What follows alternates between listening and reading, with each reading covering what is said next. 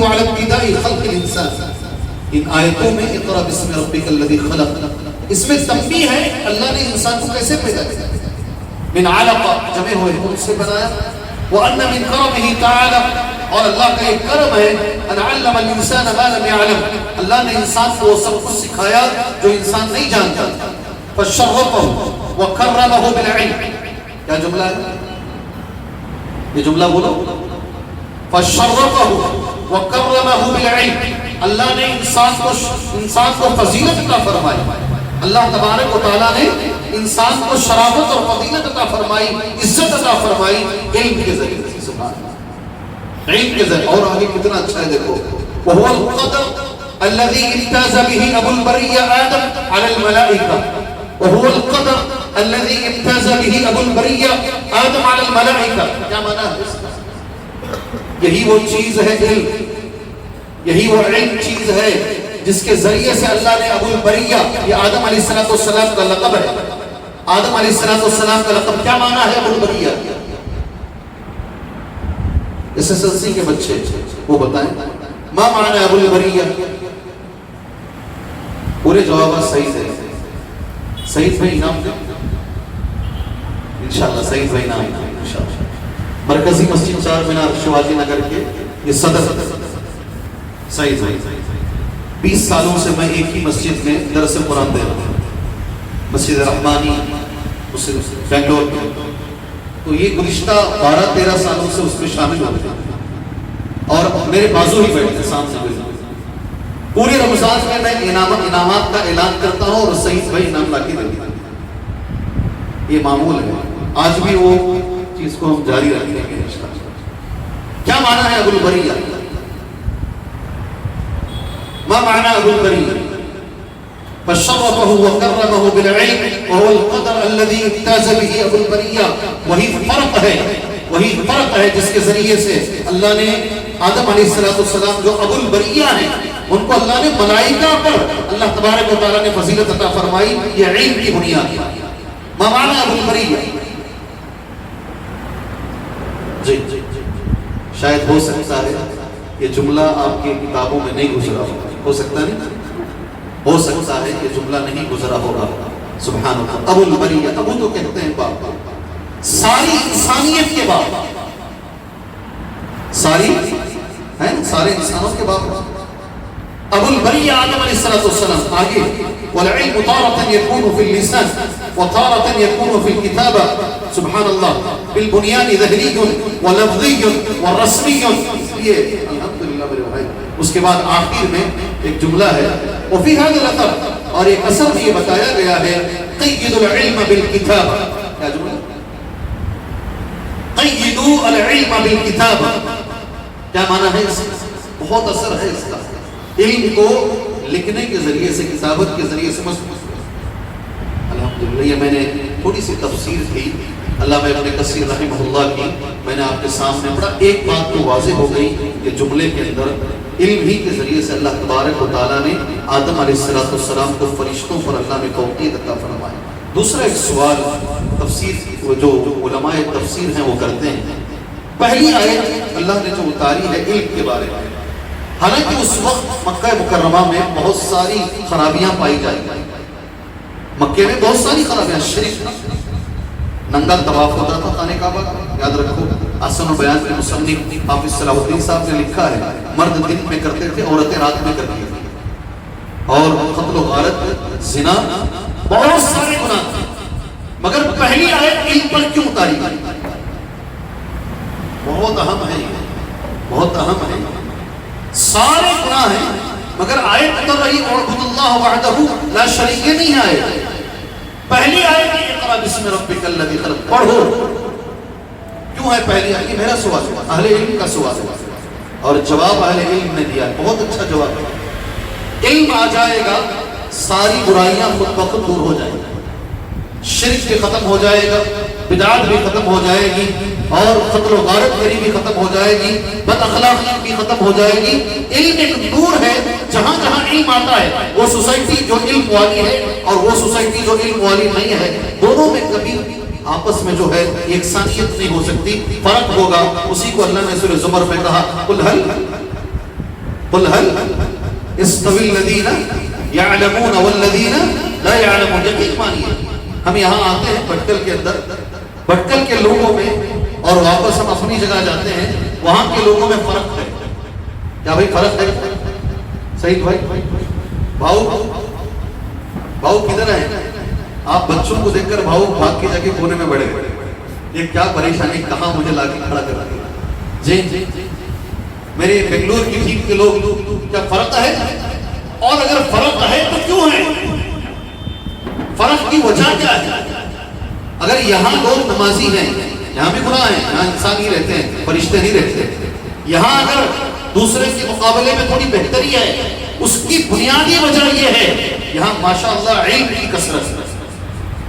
یہاں گھر گھر میں حافظ ہے، یہاں گھر گھر کے اندر اللہ کے فضل و کرم سے کسی نہ کسی مدرسے سے پڑھا ہوا ایک آدمی ہے. یہاں علم ہے، اور اسی وجہ سے یہ سوسائٹی الگ ہے. بہرحال میرے بچوں، علم کی بڑی فضیلت، اور آپ بہت یہ یاد رکھو جس زمانے سے آپ گزر رہے ہیں یہ زندگی کا سب سے اچھا زمانہ ہے.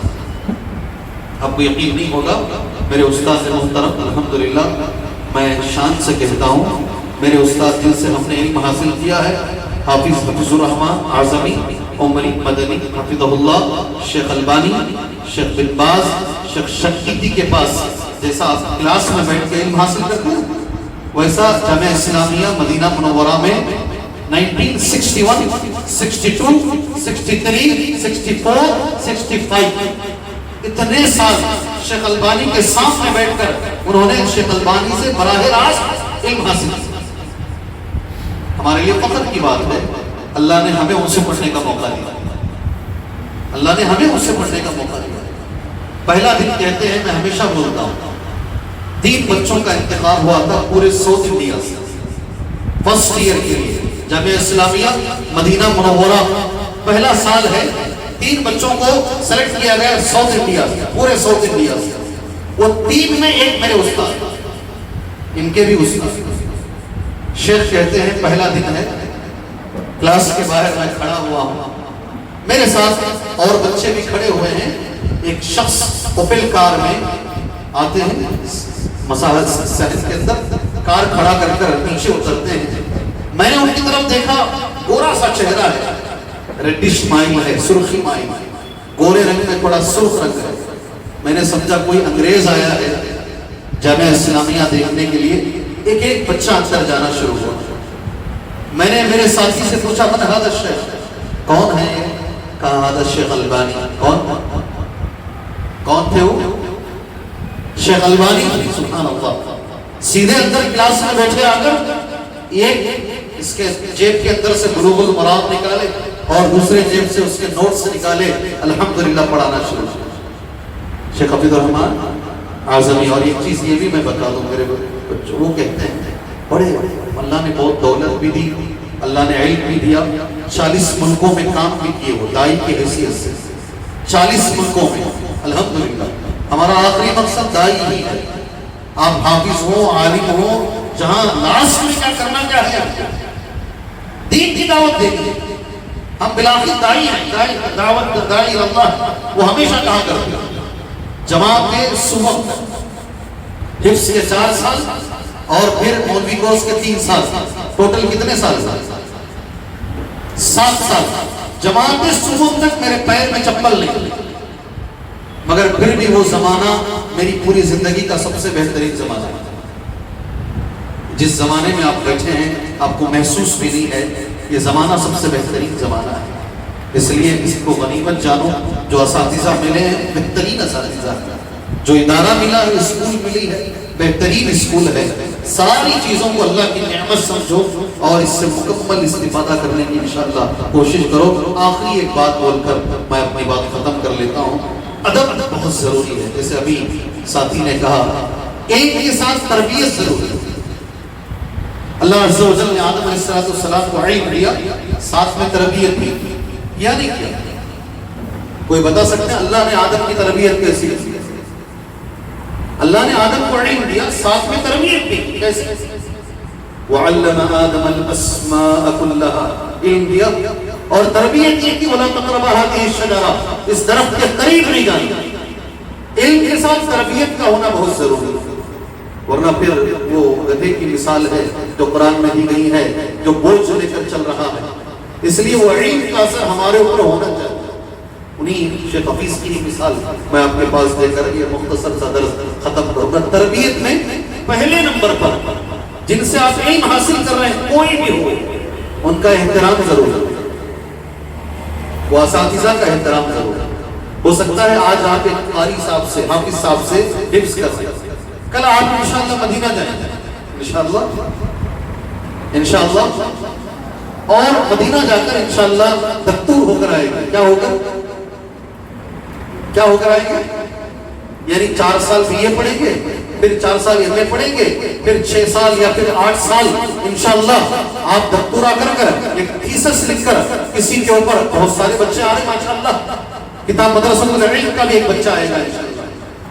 اس وقت بھی آج جو استاذ کو قرآن پڑھائے ہیں الف با تا تا سے جس نے شروع کیا ہے، اور آپ آج جن کے پاس حفظ مکمل کر رہے ہیں، تب بھی وہ آپ کے استاد ہیں۔ میں دکتور ہو گیا ہوں، میں مدینے سے پڑھ کے آ گیا ہوں، میں نے کئی کتابیں لکھ دی ہیں، اس لیے میرا مقام میرے استاد سے بڑا ہو گیا ہے۔ اگر آپ ایسا سوچتے ہیں تو آپ کا علم آپ کو فائدہ نہیں پہنچائے۔ آپ اسے ذہن کریں اور مثال سن لیجیے، انشاءاللہ کبھی مسجد نبوی جائیں تو ان کے درس میں بیٹھنا۔ عبدالرزاق البدر نام سنا ہے؟ کون کون نام سنے؟ ہاتھ اٹھاؤ۔ ان کا لیکچر سنے، ان کا درس سنے ہیں؟ عبدالرزاق البدر حفظہ اللہ اس وقت مسجد نبوی کے بہترین مدرسین میں سے یہ۔ ہم لوگ ان کے والد صاحب عبد المحسن العباد حفظہ اللہ ان کے گھر پر گئے۔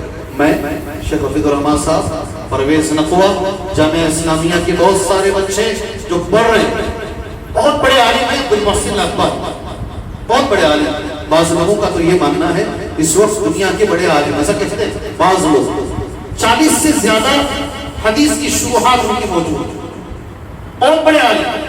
شیخ البانی رحمہ اللہ اور عبد المحسن العباد حفظہ اللہ، یہ دونوں ایک ساتھ پڑھاتے تھے، دونوں کلیگ ہیں، ایک ساتھ پڑھاتے تھے۔ آج بھی الحمدللہ وہ زندہ ہے۔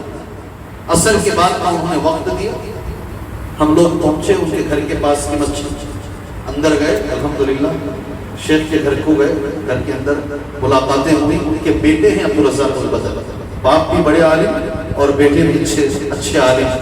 عبدالرزاق البدر نے وہاں ہم سے ایک وعدہ لیا، کل کا ناشتہ آپ ہمارے گھر کریں گے۔ شیخ حفیظ الرحمان صاحب اور ہمارے سارے پرویز سب تھے ہم لوگ۔ دوسرے دن ناشتے پر گئے، شیخ حفیظ ناشتہ کر رہے ہیں، عبدالرزاق البدر حفظہ اللہ نے پوچھا شیخ آپ نے جوتے کہاں چھوڑے؟ کیا سوال کیا ہے؟ شیخ آپ نے جوتا کہاں چھوڑا ہے؟ شیخ حفیظ تھوڑا حساس طبیعت ہے، مطلب سنسیٹیو مزاج ہے، کوئی کچھ گڑبڑی ہو گئی تو بہت جلدی دل پہ لے لیتے ہیں۔ شیخ حفیظ گھبرا گئے، میں نے غلط جگہ تو جوتا نہیں چھوڑ دیا۔ شیخ نے کہا وہاں میں نے چھوڑا ہے۔ یقین مانو بچوں، عبدالرزاق بدر فوراً دسترخوان سے اٹھے اور تیزی سے دوڑے، جا کے جوتا اٹھا لیا ہاتھ۔ یہ جو ہمارے ساتھ ہوا ہے، کوئی اور راوی نہیں ہے اس میں، جو ہمارے ساتھ ہوا ہے، سبحان اللہ، دوڑتے ہوئے گئے، جوتے اٹھا لیا اور سیدھے آئے۔ شیخ لاکھ منع کیے مگر کوئی نہیں، میں آپ کو جوتا پہناؤں۔ عبدالرزاق البدر نے، سب کھڑے ہوئے، سارے طلبہ کھڑے ہیں، شیخ حفیظ کو جوتا پہنا ہے۔